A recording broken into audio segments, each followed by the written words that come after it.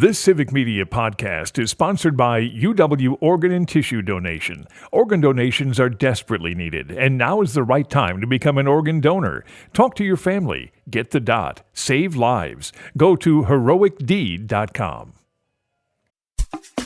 This is your WXCO Daily News Roundup for Bull Falls Radio, 98.9 FM and 1230 AM in Wausau.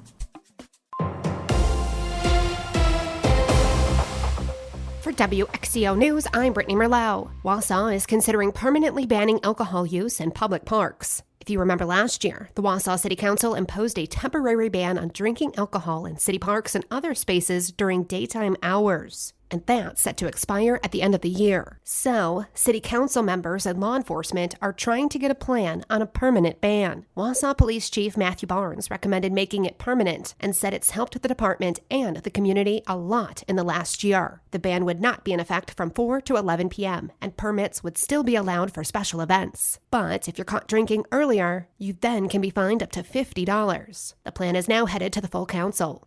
And the Green Bay City Council makes a united stand of support for the mayor's stance on negotiating a lease extension to the Packers for Lambeau Field. Here's City Council President Brian Johnson. It's not in the best interest of the city taxpayers to accept a lease offer from the Packers that pays us less than what both parties have previously agreed to. Originally, the Packers asked for no rent increases over the course of the 20 to 30-year extension, a provision that the mayor says will cost taxpayers $30 million. But just hours after the press conference, the Packers extended another lease offer with rent increases.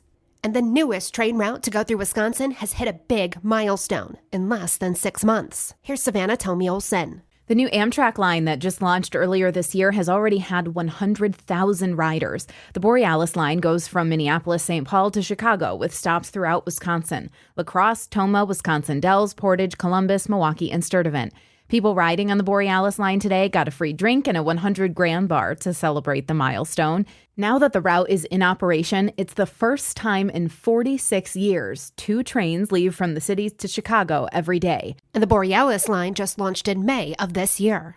Voters in certain areas across central Wisconsin have some decisions to make in November. There are 12 towns and 1 village in the area that are being asked this specific question. Should their clerk or treasurer positions remain elected or be appointed by the municipal board? Lorraine Beyersdorf has been the clerk for the town of Texas for over 30 years. She, with the town board, made the decision to put the position up for referendum. When asked why the need for such a move, she said she's trying to ensure the next person in the position is qualified. When a clerk is elected by the people in a municipality, the person must reside within that area, potentially restricting the number of qualified applicants. But a candidate appointed by the town board may come from outside, therefore opening the door to a wider range of options. In Marathon County, the town of Easton, Texas, Brighton, and Fenwood will see this referendum on the ballot.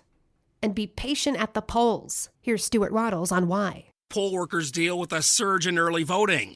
Jacobs took to social media to address the overwhelming response, which has led to long lines and system slowdowns across the state. To speed things up, she suggested that clerks could handwrite information on absentee ballot envelopes if label printing becomes a bottleneck. And on November's ballot, Prentice will also see a referendum, but for the school district. They're asking for $1.2 million for the district that serves Price, Oneida, and Lincoln counties. They want 4 years of non-recurring spending to support operational and maintenance costs, directed towards student programming, facility maintenance, and supporting staff salaries. Of the state's 421 school districts, nearly half have needed an operational referendum since the revenue cap was first introduced in the early 90s. Within central Wisconsin, 12 districts have done so in the past 2 years, because the current state revenue fund for districts is not keeping up with inflation. As far as impact to property taxes, homeowners would likely see an approximate rate of $849 per $100,000 of property value.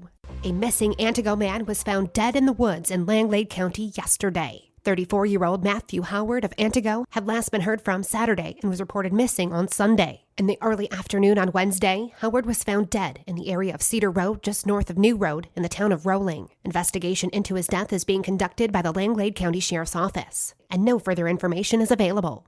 And 2 people are dead after a 3-vehicle crash in Lincoln County. It happened yesterday afternoon before 4 at the intersection of State Highway 17 and Barnes Creek Avenue in the township of Merrill. The preliminary investigation shows a truck going north crossed the center line and hit an SUV traveling south head-on. Then a truck heading south hit the first truck. The 79-year-old driver and 82-year-old passenger of the SUV were pronounced dead at the scene. The 23-year-old driver of the first truck that crossed into the lane was taken to the hospital with critical injuries, though they're not believed to be life-threatening. The 32-year-old driver of the second truck was treated for minor injuries at the scene. State Highway 17 was closed for around 5.5 hours for crash scene investigation and cleanup. The names of those involved are not being released at this time until the family is notified.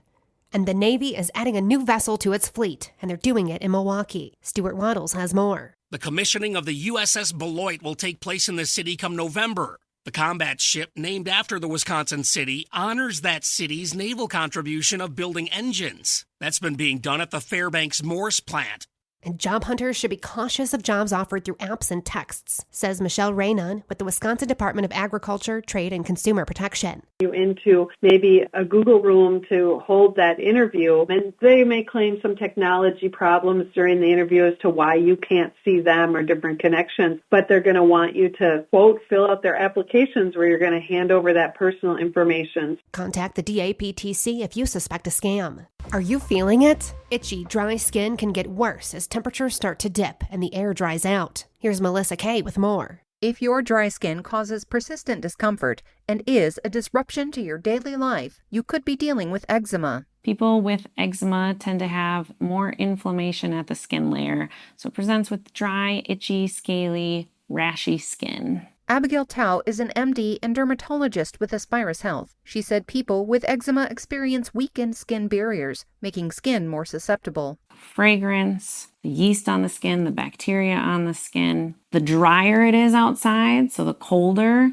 the more those skin cells are breaking apart, the more things are going to get inflamed. Dr. Tao said you should take lukewarm baths or showers, pat dry afterwards, and apply a good moisturizer. My favorite thing is actually just plain petroleum jelly, Vaseline. If that's too greasy, something that you're scooping out of a tub, a cream is better than a lotion out of a pump bottle or a squeezy bottle. She also said if you have to have eczema, now is a good time. It's actually a pretty exciting time to have eczema though, because there's a lot more treatment options than there were a few years ago. Nothing beats good dry skin care and topical steroids, but it's best to talk with a dermatologist if your eczema symptoms persist or worsen. And UW-Madison is leading a nationwide Alzheimer's study. They were granted over $150 million by the National Institutes of Health to lead the study. It's the largest grant in UW history. The goal is to attack the presence, absence, or change in molecules that are biomarks in people with dementia or at risk for developing it. UW-Madison was selected to pilot the study's first series of brain scans because of its established network of participants. The 5-year study of about 2,000 people launched in August and involves 37 Alzheimer's research centers across the United States. I'm Brittany Merlot for WXCO.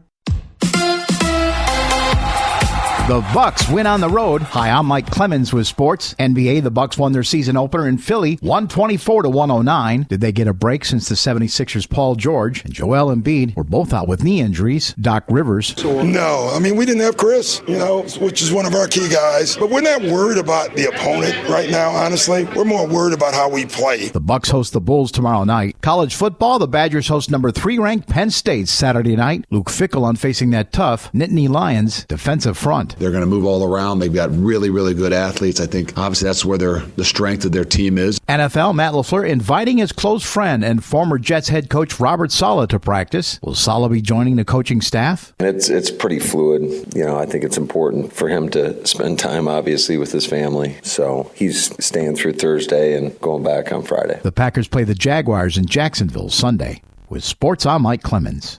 On your entertainment beat, I'm Pete Schwaba. On this last weekend before Halloween, you'll have several good thrillers to choose from, including a couple new releases. Let's start with Conclave, a murder mystery set in the Vatican, when the church hierarchy gathers to select the new pope. The film stars Ralph Fiennes and is pulling a 95% on Rotten Tomatoes, and it's rated PG. I didn't think they made PG films anymore. And if you're in the mood for a sci-fi Marvel film, check out Venom: The Last Dance, starring Tom Hardy. This is the final film in the Venom trilogy, but beware, it has not been made available to critics before opening night. There are also a host of scary flicks still in the theaters, including Smile 2, Terrifier 3, and Beetlejuice. And if you're lucky enough to live in a city showing the animated Memoir of a Snail, it might be worth a look. Although animated, it is rated R and is considered an Oscar contender for Best Animated Feature. Memoir of a Snail is currently pulling a 100% on Rotten Tomatoes. Let's go to the movies. Stephen King's novel Carrie is about to hit the little screen. Prime Video has announced that Mike Flanagan will turn King's novel into an 8-episode series. Flanagan has worked on other King stories, including Dr. Sleep, which was the sequel to The Shining. Carrie is the novel that put King on the map back in 1974. It was turned into a feature film in 1976. It's a great time of year to check out anything by Stephen King. In addition to horror films, there have been a slew of animated films released this year that impressed both critics and theater owners. IndieWire just released its Oscar predictions for Best Animated Feature, and Pixar Disney's Inside Out 2 is the odds-on favorite for Best Picture. The film made $1.6 billion worldwide. It is the highest-grossing animation film of all time. Other contenders include DreamWorks' The Wild Robot and Sideshow's Flow. Great recommendations for this weekend if you're done with the scares. Actress Zoe Saldana takes her craft seriously. How seriously? She told Variety that she wanted to go back and reshoot Avengers Infinity War and Avengers Endgame because she says now she totally understands her character, Gamora's arc, better. She says she knows it can't happen, but she wishes she could because now she has a better grasp on what directors the Russo brothers had in mind. Ouch. I love Zoe Saldana, but maybe you do a little more homework next time before you hit the screen for 2 multi-million-dollar films. Saldana played the same role in the Guardians of the Galaxy films as well. Netflix has announced there will be a Season 2 of the A24 show Beef. The Hollywood Reporter says Season 2 will focus on a young couple who witnesses a fight between their boss and his wife, and will star the outstanding Carey Mulligan and Oscar Isaacson. Season 1, starring Stephen Yeun and Ali Wong, took home 8 Emmys. Isaacson and Mulligan worked together previously in the Coen brothers film Inside Llewyn Davis. For more showbiz fun, tune in to Nightlight with me, Pete Schwaba, weeknights from 6 to 8 p.m. on the Civic Media Radio Network. With your forecast, I'm Corey Hartman. For today, mostly sunny with a high near 62. Southeast winds up to 20 miles per hour. Some showers tonight, a low around 43. For Friday, becoming sunny with a high near 58. Saturday, sunshine, highs in the mid-50s. Sunny and 60 Saturday. It's 39 at our studios. That's your WXCO Daily News Roundup from Civic Media. Subscribe to this podcast on Spotify, Apple, or wherever you find your podcasts. Find more news at bullfallsradio.com. The national news cycle never stops, but it can be hard to find news about your local community. Civic Media is dedicated to providing quality local and state news coverage across Wisconsin. With the Civic Media app, you can get notifications about local stories that matter to you and your community. Find the free Civic Media app in your phone's app store and choose notifications from the menu to tell us what kind of news you want to hear about.